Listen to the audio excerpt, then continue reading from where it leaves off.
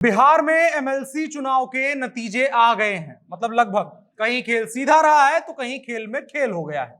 बारी बारी बताएंगे। सबसे पहले बात करते हैं पूर्वी चंपारण की। यहां से निर्दलीय प्रत्याशी महेश्वर सिंह चुनाव जीत गए हैं, इस बात की सूचना मिली है। आधिकारिक पुष्टि अभी होनी बाकी है। और ये बहुत सारी जगहों से जो राष्ट्रीय जनता दल के लिए जो हार है, यहां से राजद जो हारी है वो स्पेशल हार है, क्योंकि माना यह गया था कि नामांकन से पहले महेश्वर सिंह को राष्ट्रीय जनता दल टिकट देगी, लेकिन ऐन वक्त पर राष्ट्रीय जनता दल ने खेल पलटते हुए बबलू देव को टिकट दे दिया। और उसके बाद ये जोरदार झटका महेश्वर सिंह के लिए बन गया था और चुनाव जीतना जरूरी था। यहां पर राजद ने बेगाना किया तो कांग्रेस और पप्पू यादव ने उनको संभाल लिया। और ये कांग्रेस का गठबंधन में किए गए बहुत सारे अपमानों में से एक अपमान का बदला भी है, और महेश्वर सिंह के मिले झटके का भी उनको बदला मिल गया। पूर्वी चंपारण जो भूमिहारों और राजपूतों के बराबर दखल वाला इलाका है, बबलू देव वहां पर भूमिहार थे, राजद के नए राजनीतिक गठजोड़ का चेहरा थे। लेकिन खेल कुछ ऐसा पलटा कि भूमिहार और राजपूतों की रेस में राजपूत आगे निकल गया। समीकरण यह भी नया था और साथ ही साथ झटका है तेजस्वी यादव के उस उदारवादी समीकरण को, जिसके सहारे वो आने वाले विधानसभा चुनाव में अपना नंबर बढ़ाने की कोशिश कर रहे थे। ये एक सीट पर उनके लिए झटका है। कुल मिलाकर के तेजस्वी यादव को इस चुनाव में कई जगहों पर झटके मिले हैं, कुछ जगहों से राहत भरी खबरें भी हैं। तो कई झटकों में से ये एक झटका रहा। ये एक सीट की बात थी। विस्तार से बात करेंगे कि बिहार में एमएलसी चुनाव में क्या हुआ, और कुछ खास चीजों के बारे में भी बात करेंगे जिनको लेकर के बातचीत रहेगी, जो पूरे चुनाव के दौरान बातचीत होती भी रही है, पहले भी होती रही और आगे भी होती रहेगी। नमस्कार, मेरा नाम है अनुराग मिश्रा और आप देख रहे हैं जनता जंक्शन शो। तो नतीजे आ गए हैं, लगभग 24 सीटों के आ गए हैं, 20-21 के करीब स्पष्ट हो गया है। मतलब जब तक खबर लिखी जा रही है तब तक ये बताया गया है कि 13 उम्मीदवार एनडीए के जीते हैं, 5 राजद के जीते हैं, 4 सीटों पर निर्दलीय उम्मीदवारों ने बाजी मारी है, और कांग्रेस और लोजपा के भी उम्मीदवार कुछ सीटों पर आगे चल रहे हैं। आधिकारिक पुष्टि नहीं हुई है, कुछ जगहों पर खबरें ये भी आई है कि सर्टिफिकेट नहीं मिला है, उस वजह से थोड़े उलटफेर की उम्मीद है, इसलिए हम कह रहे हैं कि इसके बाद भी अपडेट अभी आएगा। कुछ चुनिंदा सीटों की बात करनी थी जिनकी कहानियां चल रही हैं, और यह भी चल रहा है, और अगर हिमांशु जी की भाषा में कहें तो राजनीति का सहमत वाला खेल हुआ है। उनकी बात करेंगे। उसी कड़ी में पहली सीट है वैशाली की। मामला यह है कि जिस जिले से तेजस्वी यादव खुद विधायक हैं, उस जिले में एमएलसी चुनाव में राजद का उम्मीदवार चुनाव हार गया है। एमएलसी चुनाव में राजद की तरफ से सुबोध राय हार गए हैं। ये चौंकाने वाला है। चौंकाने वाला है इसलिए क्योंकि ये सब कुछ तब हुआ जब सुबोध राय सिटिंग विधान पार्षद हैं, मतलब जिसके लिए चुनाव लड़ रहे थे वो पहले से जीते हुए हैं, और माना जाता है कि वो इस इलाके में तेजस्वी यादव के काफी करीबी हैं। यहां से विधायक भी राजद के ही हैं, मुकेश रोशन, जिस सीट की बात हो रही है। और सुबोध राय कह रहे हैं कि मुकेश रोशन ने ही हमको चुनाव हरवा दिया है, और वो भी यादव जाति के वोटों को बंटवा करके।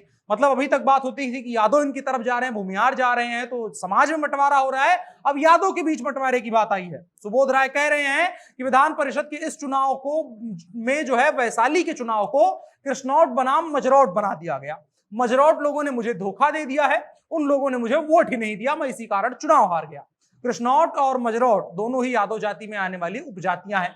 और सुबोध राय कह रहे हैं कि मुकेश रोशन ने मजरौट होने के नाते मेरा विरोध किया और एनडीए उम्मीदवार की मदद करी।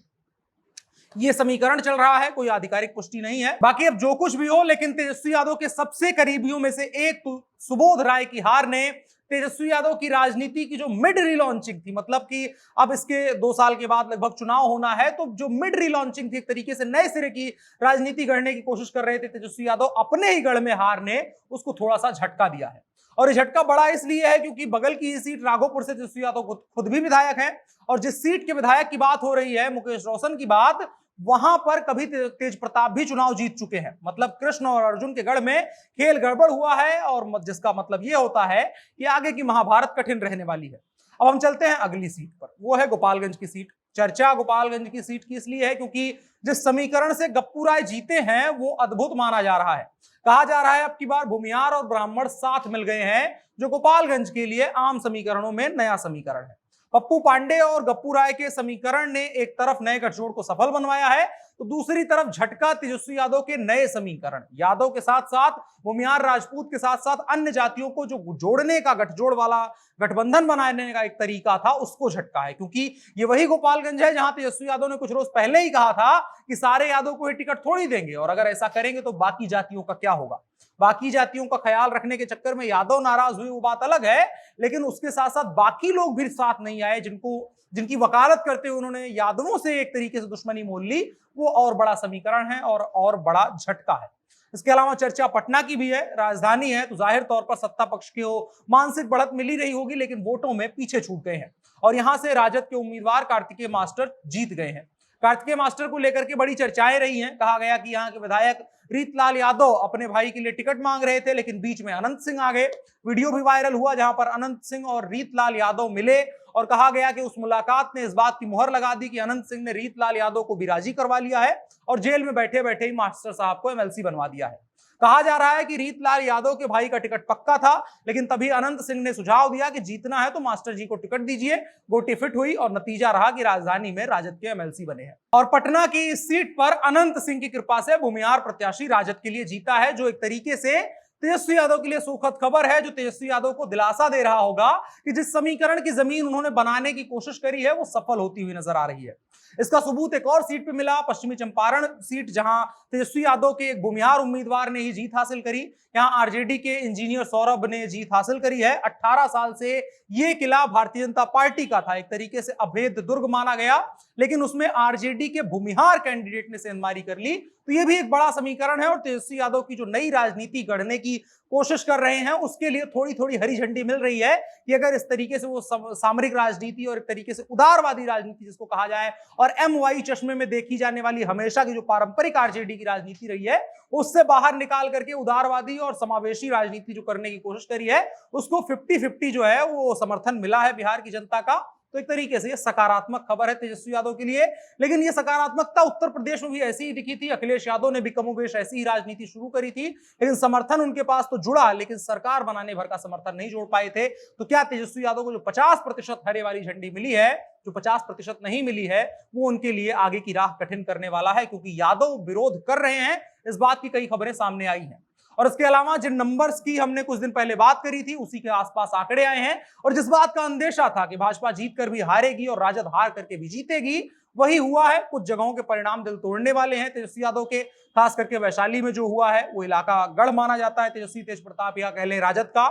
वहां पार्टी में फूट पड़ने की खबर सुखद नहीं है। अब तेजस्वी यादव को आत्मचिंतन की आवश्यकता है, क्योंकि नंबर्स में तो हार हुई है, भले ही एक तरीके से मानसिक बढ़त मिल रही हो, लेकिन नंबर्स में उनको हार हुई है। और दूसरी तरफ भाजपा और जदयू वाले इस चुनाव के बाद फिर से मुख्यमंत्री की कुर्सी के लिए लड़ने बैठने वाले हैं। तो दीदार उनका करना भी बढ़िया रहेगा। जुड़े रहिए, 24x7 पॉलिटिक्स चलेगी फिलहाल कुछ दिनों तक बिहार में। बाकी एमएलसी चुनाव के नतीजे जो आए हैं उसको लेकर के आप क्या सोचते हैं कमेंट बॉक्स में भी बता दीजिए। और साथ ही साथ तमाम आप क्या मानते हैं कि किस तरीके से आगे की राजनीति रहने वाली है, आगे तेजस्वी यादव किस तरीके से बढ़ेंगे, और जो उन्होंने एक तरीके से एमवाई चश्मे से बाहर निकालने की खुद को कोशिश करी है तो क्या उसमें सफल होते हुए कुछ नजर आए हैं? आपकी नजरों में क्या कुछ समीकरण बन रहे हैं कमेंट बॉक्स में वो भी बताइए। फिलहाल के लिए इतना ही, वीडियो को साझा करिएगा। हम बढ़ चलते हैं कार्यक्रम के अगले हिस्से की तरफ, जो है इन शॉर्ट। लगातार बढ़ रहे तेल के दामों के बीच सरकार शायद जनता को खुशखबरी दे सकती है और रिपोर्ट की माने तो आने वाले दिनों में पेट्रोल और डीजल के दाम कम तो नहीं होंगे, लेकिन हर रोज बढ़ने वाला 80 पैसा 50 पैसा का दाम शायद स्थिर हो सकता है। और इसके लिए केंद्र सरकार ने तेल कंपनियों को दिशा निर्देश भी दिए हैं और साथ ही साथ सरकार की योजना पेट्रोल और डीजल पर लगने वाली एक्साइज ड्यूटी में भी कटौती की भी नजर आ रही है। इन सबका उद्देश्य यही है कि आम जनता पर पड़ने वाले तेल के दामों का बोझ, उसकी बढ़त को कम किया जा सके। इसके अलावा खबर दिल्ली से, जम्मू कश्मीर के पूर्व मुख्यमंत्री उमर अब्दुल्ला की मुश्किलें बढ़ती हुई नजर आ रही हैं। उनसे आज प्रवर्तन निदेशालय दिल्ली में पूछताछ कर रहा है। प्रवर्तन निदेशालय के एक अधिकारी के मुताबिक पूछताछ जम्मू कश्मीर बैंक से जुड़ी मनी लॉन्ड्रिंग के एक मामले को लेकर के है और यह पूछताछ सुबह 11 बजे से लगातार कई घंटों तक चलती रही। इसके अलावा एक और खबर, दिग्गज गायिका अनुराधा पौडवाल ने मस्जिदों में इस्तेमाल होने वाले लाउडस्पीकर को लेकर के बड़ा बयान दिया है। उन्होंने कहा है कि भारत में अजान के लिए लाउडस्पीकर का इस्तेमाल अब बंद कर देना चाहिए। उन्होंने कहा कि मैंने दुनिया के कई जगहों और कई देशों का दौरा किया है, उनमें से कई इस्लामिक भी हैं। मैंने भारत के अलावा ऐसा कहीं भी नहीं देखा है। मैं किसी धर्म के खिलाफ नहीं हूं, लेकिन यहाँ इसे जबरन बढ़ावा दिया जा रहा है। इसके अलावा खबर छत्तीसगढ़ से, छत्तीसगढ़ सरकार ने प्रतियोगी परीक्षा की तैयारी करने वाले छात्रों को बड़ी राहत दी है।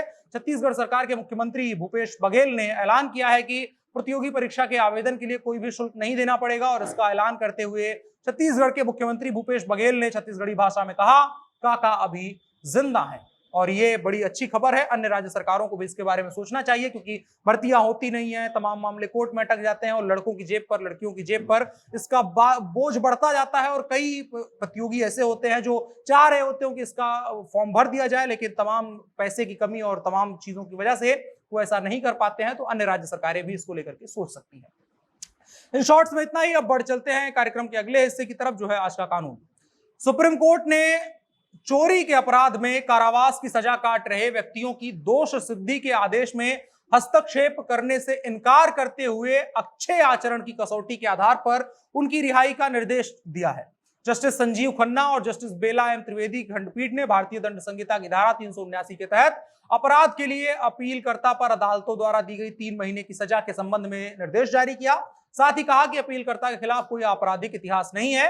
पीठ ने यह देखते हुए निर्देश जारी किया है कि अपराधियों की परिवीक्षा अधिनियम की धारा 3 और 4 अदालतों को उन मामलों और परिस्थितियों में अच्छे आचरण की आधार पर अपराधियों को रिहा करने का अधिकार देती है।